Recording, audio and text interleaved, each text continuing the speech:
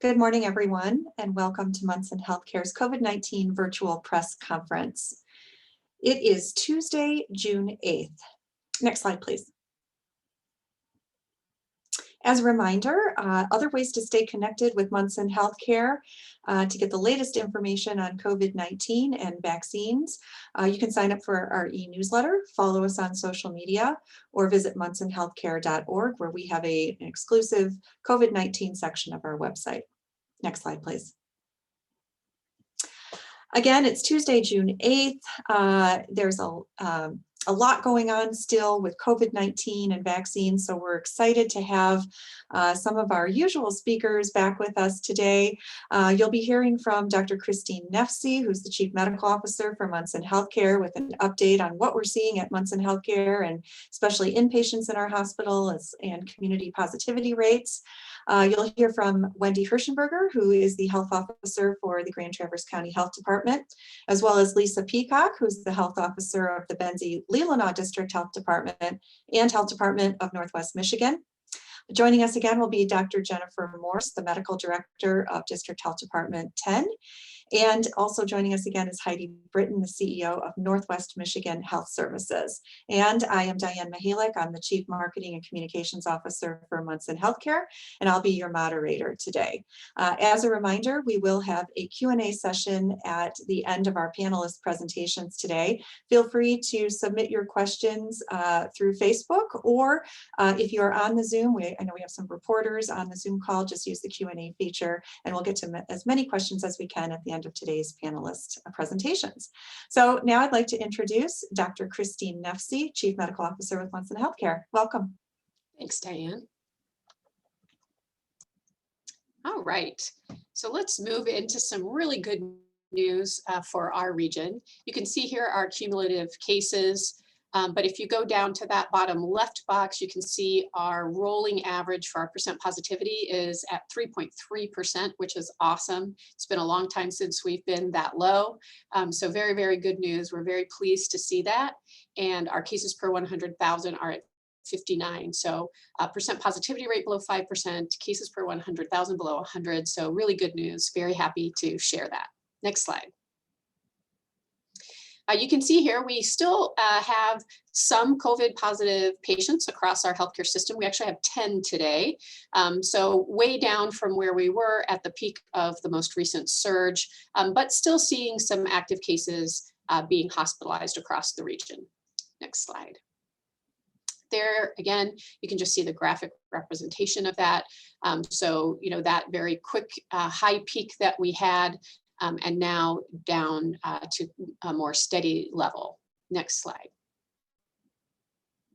I am happy to share that again, in coordination with many of our fabulous community partners, we have given over 84,000 vaccines in our Munson Healthcare Northern Michigan region, either through our mass vaccination clinics, our partnerships with our primary care physicians, and our local health departments. So good news continuing there as well.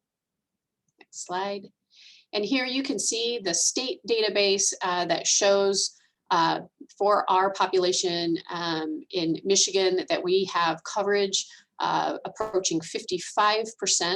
This is just from MICR, so this doesn't, you'll see some different numbers on the state website that pull in things from the Department of Defense and VA, as well as some out-of-state ones. Next slide. And here we are for our region. So our Northern Michigan Munson Healthcare region, we're at 58.5% vaccinated. So we are approaching that number where we would like to be. And we're gonna cover a little bit more of that later in this presentation. Next slide. You'll remember the MyVax to normal. We are looking at adjusting things as far as reopening based on how many people are vaccinated. So we are fast approaching that 60%. So again, this number does include data from the VA, Department of Defense, and some other places. So fast approaching for our 16-year-olds and up, a 60% vaccination rate, which is great. Next slide. And again, if you are not yet immunized and you have questions, that's okay. A lot of people have questions. It's good to ask questions about your health care. Your primary care provider knows you best, so we would invite you first to go there. If you do not have a primary care provider, we have a Munson Healthcare Ask a Nurse line that is also available to answer any questions you may have about vaccines. Next slide. Going to pass it back to you, Diane. Great. Thank you, Dr. Nuffsy. That's really exciting news on the positivity rate and the hospitalization rates. Hoping that continues to trend down. So, all right. Well, we're moving on. Next, I would like to introduce Wendy Hershenberger, the health officer from the Grand Traverse County Health Department. As a reminder, Wendy does not have the video capability, so we're just going to hear her voice and walk through her slides today. Welcome back, Wendy. Thank you. Well, I'm happy to say that Grand Traverse County, we last week surpassed having given 45,000 doses at the health department here. So we are continuing to make good progress in our county. We do offer a consistent site for vaccinations every week at the Cherryland Mall. We have a site there, and you can go check our weekly schedule on our website or even our Facebook page, and I'll go over the specifics on the next slide. But just to know that we do offer both the Pfizer and the Johnson & Johnson at that site. We have a QR code that you can scan also that shows the calendar, and if you were to scan that, next slide please, you would see our weekly schedule. So yesterday we had a great event at the Rare Bird with the Michigan Restaurant Association in conjunction with them. Focused on the hospitality group, but the rest of the week we are at Cherryland Mall for anybody who wants to walk in and get either Johnson & Johnson or first dose. We have a couple second dose clinics that are already scheduled, and people who are on that schedule are aware of the locations. So this is just anybody who doesn't have an appointment. You can walk in at our Cherryland site this week. Next slide, please. So it's really important. We've talked quite a bit about getting vaccinated and how it's protect yourself, but really it's also to protect those around you. So there's many that for some reasons cannot get vaccinated. Certain people with health conditions can't, and so they should talk to their doctor to find out if they're eligible or not. We also know that the tourist season is starting. Over this last weekend, the last couple of weekends, we've started to see more and more people. And so we're at a point where if you want to make sure you're protected for the summer, you do need to get either a first dose Johnson or the dose of Johnson & Johnson, or start either the Moderna or the Pfizer vaccine. And also to note that the mask requirements are being lifted on July 1st. So if you are one of those who's concerned about that as well, it is important to get vaccinated now. Next slide, please. Our progress for Grand Traverse County, we're doing very well. So we have over 66% of those who've received an initial dose. We're at 60% for completion, so definitely above the state average there. And I just thought I'd throw in a slide that shows where we're at for the different age groups. Actually, this isn't ours. This is the statewide numbers. Our numbers are significantly higher than that. So sorry about that. I'll have to skip that part of it, but we are way up, almost near 90% on the 75 plus, and high 80s on the 65 plus, and higher than that on the 12 to 15 and 16 to 19-year-olds. So I think I sent the wrong snippet, but rest assured this is the statewide numbers, but we are significantly higher than that. Next slide, please. So there are still people who are at higher risk of having more severe illness. There's millions of people in the United States that are considered immunocompromised. So it is important, because they're more susceptible for a higher risk of experience and more severe outcomes, that they do get vaccinated. It is not a live virus, so it is safe for anybody who falls into these categories. I'm not going to read through it, but essentially if you have cancer, diabetes, certain heart conditions, certain lung disorders, liver disease, if you're overweight or obese. Next slide, please. any, if your other high risk things would be smoking, if you've had a transplant, so you're at more risk for severe illness. And so it is important that you consider vaccination and really should talk to your medical provider if you have concerns and want to talk through that. And it's also really important that people around anybody who has these conditions get vaccinated. Next slide, please. So those who are in those categories or who the doctor has told you that you're immunocompromised, you may still need to take extra precautions even after you're vaccinated. If you have a condition or you're taking medicines that weaken your immune system, even if you're vaccinated, it might not offer as robust of a vaccine response as, say, someone who isn't immunocompromised. So it is really important to have a conversation with your healthcare provider. And it is important for anybody who's around someone who's immunocompromised to get vaccinated to protect them. And it also would be important that they still may need to wear masks when they're out with big groups or even around others who aren't vaccinated. And it always, as we move through the rest of this pandemic, it's still very important that everybody do a quick self-screen each day for any symptoms or illness so that they're not exposing others or going out. Next slide, please.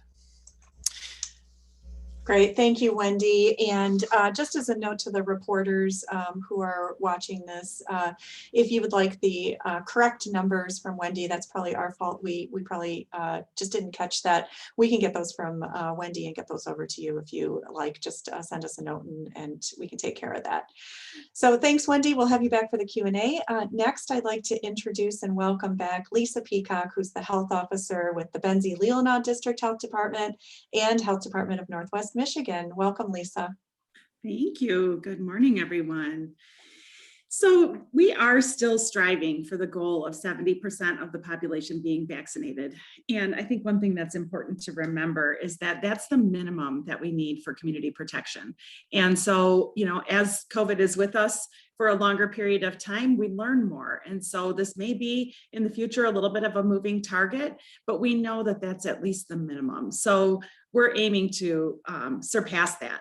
So in the Benzie-Leelanau district, we are really excited to say that we have surpassed that 75 or that 70% mark for residents 16 and over with the first dose. So that's really exciting, and it is encouraging to me because it tells me that we know that it can be done. In our Northwest district, Antrim, Emmett, Charlevoix, and Otsego counties, we're at just over 60% of residents 16 and over with the first dose. And one thing I'll say is that we are trying to make the vaccine as available as we can to everyone in the community. We're bringing it out into the corners of our communities. We're taking away barriers. There are no cost barriers. And so now getting to this goal of 70% is really in the hands of individuals who will make the choice to come forward and get vaccinated. We have clinics going on throughout the summer. Teens can come to any of our clinics. We have Pfizer available at all of them. And one thing I would encourage parents to remember is that there were a lot of disruptions that kids experienced this year related to sports and school and all of those kind of things. And so, you know, just like we always encourage you to get in for that sports physical early before fall sports start in August, we are going to encourage you to come in and get your children vaccinated early. It's available now. We have wide availability of appointments. You can visit either one of our health department websites to get those appointments or pick a time that you'd like to come. And then I think another thing that is important for us to remember is that as rules and orders are going away, we need to just bring ourselves back to remembering that, to think along that continuum of safe to risky. So, you know, we talked about this a lot before we had lots of orders in place, that to protect ourselves and each other from COVID, we need to remember that certain things are safer than others. So one of the principles that we live by is that outdoor activities are definitely safer than indoor. But as Wendy just pointed out, people who may be compromised either by an immune suppressing condition or their age certainly may want to continue to take additional precautions. And there's absolutely nothing wrong with that. Just because you don't have to wear a mask outside, if you're in a gathering with lots of people and you can't maintain distance from them, you may still choose to wear a mask, and that is totally fine.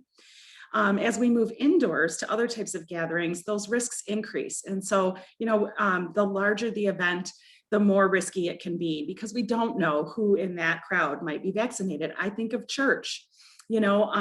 So I think that it's important for everyone to remember that we can still use those mitigation tools like masking. As Wendy mentioned, screening is really important, staying home if you're sick, and keeping our distance from other people of at least 6 feet. We know that those mitigation measures work, and we just want to evaluate every situation we approach with that safe to risky thought. And what else can I do to protect myself or to protect those around me? And especially in the area of an indoor gathering where people may be close together.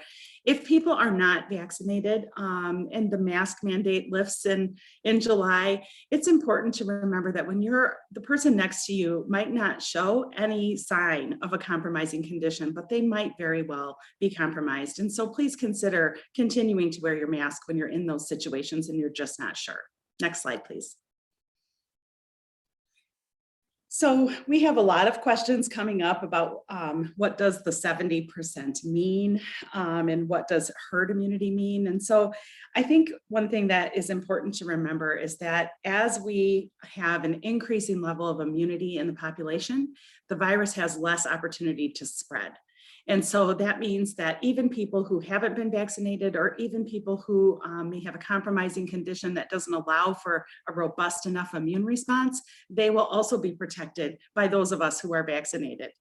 And so, as I said before, because it is a bit of an unknown, we learn more every day about COVID, but we know that we need to aim for that 70%, and we know it may very likely be higher. So let's surpass that. You can go to the next slide. People often ask, if I have already had COVID-19, should I get vaccinated and shouldn't I be immune already? And that is definitely a fair question. So it is still recommended that you get vaccinated once you've recovered from COVID-19. The early evidence suggests that the vaccine is more efficient and produces a more robust immune response that lasts for longer than the natural immunity we may get from having had the illness. So it is appearing that the immunity from the illness itself is a little more short-lived. And as we've vaccinated millions of people across the United States and really across the world, we have more and more information that is just showing us every day that it is efficacious, it works well, and that it is safe. And so that information is reinforced all the time. So the CDC and all of us do recommend that everyone get vaccinated, even if they have had COVID in the past. So I think that's it for me. Thank you, Diane. Great, thank you, Lisa. Appreciate the update and all that great information related to herd immunity, or what we also call community immunity. Next, I'd like to welcome back Dr. Jennifer Morse, who's the Medical Director of District Health Department number 10. Welcome back, Dr. Morse. Thank you. So we are likewise seeing decreases in our cases. This past week, compared to the week prior, our cases have gone down over our 10 counties altogether. About 50% in our cases per million have gone down about 51%. And our percent positivity has decreased by about 30%. We're at 4.2% overall. In our 10 counties, we have passed the 100,000 mark in terms of our total number of vaccines given. So we're very happy about that. We do have several pop-up clinics scheduled and continue to add them very regularly. So if you go to dhd10.org/events, you'll find a running list of those events. We're going to different festivals and fairs, food markets, farmers markets, things like that. So continue to watch for that. We're doing walk-in and scheduled vaccinations every Tuesday and Friday through the end of June in every one of our county offices. And then after June, we're just going to incorporate COVID vaccine into our normal vaccination clinics in our offices. So you can call for an appointment, or we will continue to have walk-in clinics on those days. So just trying to make it more available and just incorporating that into our regular vaccination days. Our various links are there on the slide. And we always encourage people to sign up for the public health alerts. Our public information officer does a great job sending out regular emails to those who subscribe, letting them know about our vaccination rates, our case rates, and anything else special that might be going on in our counties. And she does a great job with that. So that's at dhd10.org/subscribe. And if you want to go to the next slide. I'll talk a little bit about the MIOSHA guidelines changes that took effect on May 24th. There have been just some changes that were added. Employers are still required to have a preparedness and response plan, but they're no longer required to have different plans for different job types or to categorize the job tasks by risk or have different information based on the risk category. If you do go to their website and you go through different guidelines, they have different guidelines listed for both the employer and the employees. You will still find a link that will take you to these different risk categories. So you can still find them, and just for your own education, know that there definitely are different risk categories for job settings. It might be important for you to know that because certain other requirements have been removed. If you've been fully vaccinated, you don't have to keep a 6-foot distance from others, and you don't have to wear a mask unless you're in a healthcare setting where you may be in patient care areas. So those individuals do have to continue to wear a face mask. But if you are in a medium risk setting, like working in a grocery store where you're around a lot of different people, or you're in a higher risk setting, so you're a law enforcement officer and you're working with a lot of different people, so you may not, and you're fully vaccinated, you may not have to wear a face covering, but you may want to take these different risk factors into consideration when you're making those decisions. As was discussed earlier about personal choice with face coverings, we know that our vaccines are very, very effective, but everyone has a different immune system, a different age, a different health status, and a different acceptance of risk. Some don't want to take as much risk or don't feel comfortable taking as much risk, or have others at home who are at higher risk for infection. So again, this may just help you to make those decisions a little bit more easily. But again, from an employer standpoint, you are not required to make your plans based on this. You are still required to do daily self-screening with your employees. Some of the other requirements for like shared equipment or cleaning has reduced a bit. So all of that information is on the state website. But again, we just wanted to share that information today. So I believe that is it. Thank you. Great. Thank you, Dr. Morse. Appreciate your update as always. And next, I would like to welcome back Heidi Britton, who's the CEO of Northwest Michigan Health Services. Welcome back, Heidi. Hello, thank you for having me this morning once again. Northwest Michigan Health Services, kind of the same as everybody else in a lot of ways. We are committed to making this vaccine easy to access. We're doing walk-ins are welcome here at any one of our clinics in Traverse City, Benzie, or in Shelby, or a pop-up event, which we post on our Facebook page as well as on our website, a weekly update of where we're at and where you can find us. Sometimes we just pop up at Tom's or Olson's here in Traverse City. So if you're out grocery shopping and you need something, you might be able just to get your vaccine right then and there. And again, just as a reminder, we're no longer doing curbside testing or referral by PCP, as well as all testing is being done after a visit with one of our providers. So we haven't done much testing of late, but as we go through this summer, we may see a increased demand for testing. And so we'll adjust if needed, but otherwise that's where we're going to stick for right now. I would also like to celebrate that NMHSI by the end of this week, we'll have given out 5,000 vaccines, which is extremely exciting for us as we are known as the grout in the tile, as Wendy referred to us a few weeks ago, which I love that position. Next slide, please. I think that a lot of the public health officials have really spoken to why are people still masking and the understanding and having this real empathy understanding of our community members. Once again, this has been a hard year for all of us. And just to show some kindness and remember that some people are immunocompromised, so they might be still wearing masks. The relaxed masking guidance is still very new, and the idea of unmasking may be extremely uncomfortable for some folks. There's hesitation around unmasked people who may not be fully vaccinated. So again, having understanding that they're not going to ask the person in line next to them if they have their vaccine card on them. And so, you know, in order to respect, they're going to continue to mask.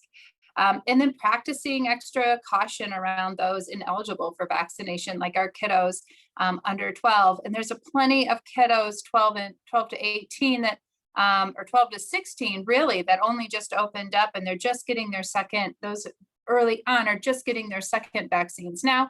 A lot of that age group is also waiting till this summer and getting them out of school and coordinating it with family plans. So there's just so many factors that we don't understand.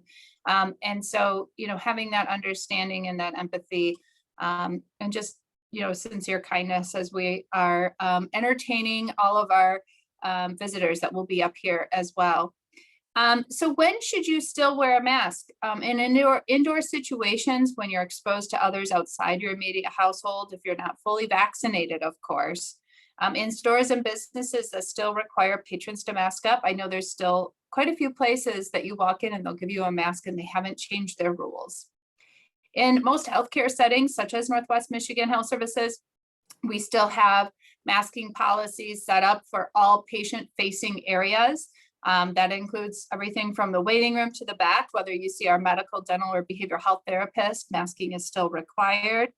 And including Munson Healthcare as well. In certain workplace settings that fall under the MIOSHA emergency workplace rules, which of course MIOSHA has a great website that you can reference if questioned where those emergency workplace rules are at.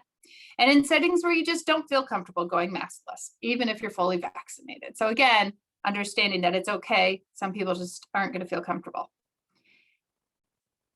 What can we do to feel safer? You know, really respecting kind of what I spoke to 2 slides ago, respecting one another. And our sense of personal safety is equally as important as our COVID-19 concerns.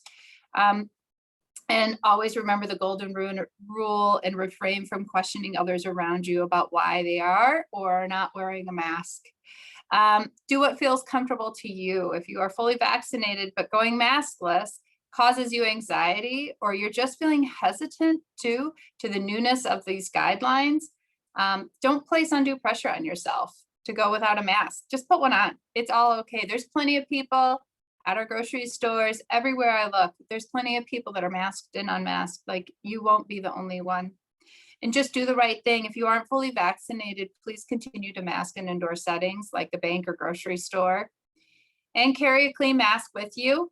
It's interesting because some of us, or some of us on this in this community don't have masks in their cars as much anymore, or you use them up. Please don't get rid of them. Keep them in with you. Keep one in your back pocket. Keep one in your purse. Keep one with your kids when they head off to school.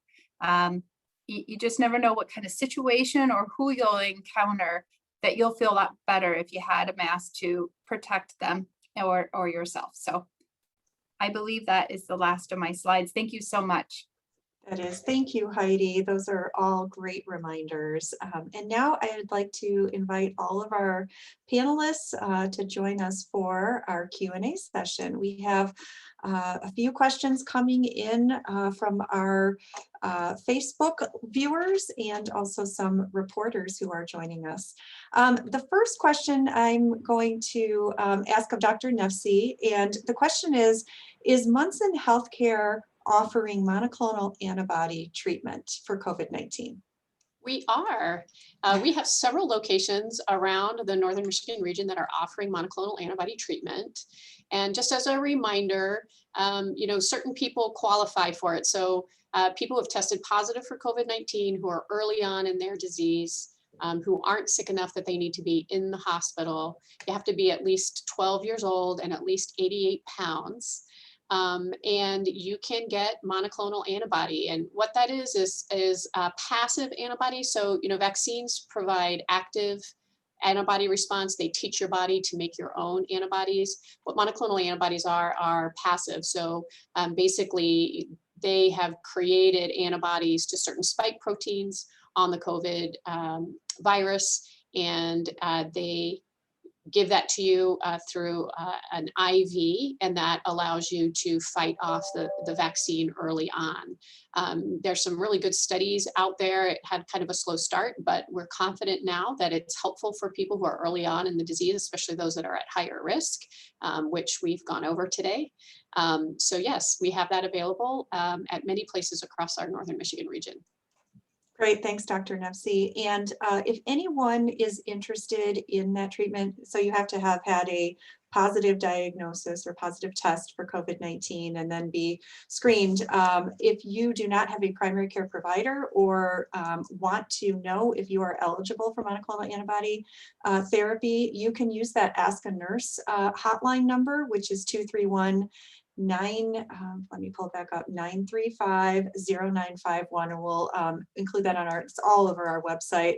But I encourage you, anyone who has had a positive test, maybe, there's many people who may be eligible. And Dr. Nuffsy, isn't there a certain timeline of when that treatment can actually be given, so people shouldn't really delay asking about it? Yep, it's within the first 10 days. Okay. So you have a short-ish window to get that treatment. Okay, great.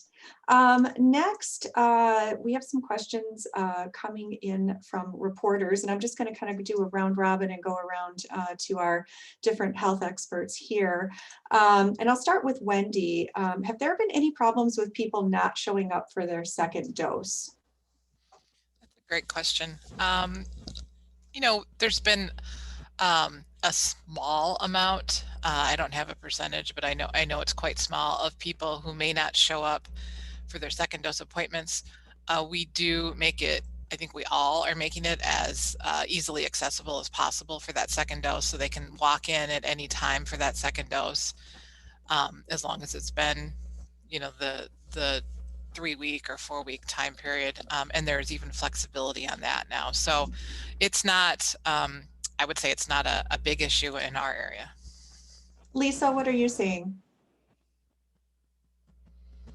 I'm seeing very much the same thing, really small numbers of people who don't come for their second dose. And we have lots of people seeking a second dose that maybe got their first one somewhere else. So yeah, we're just trying to make it as easy as possible. It doesn't matter in our clinics anymore, first dose, second dose, whichever brand you want, you can come to any of them.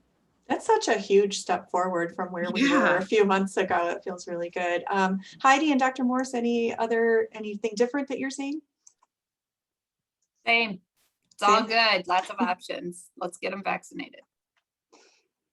Great. Okay. The next question is also from a reporter. And this is a very interesting question, because I think we're seeing a lot of this information trending in the media right now. And I'll start with Wendy to answer this. Do you have any information on whether doses are being wasted due to lack of being used? Because from what I understand, there are expiration dates on some of the vaccines. Yeah, so I've seen some of the articles too. What I will say is that in our region, we have worked collectively, this group who's represented here, really well together to do our best to not waste doses due to expiration. So we are able to transfer them to providers who are met the requirements. We're able to transfer them from health department to hospital, hospital to health department to another clinic.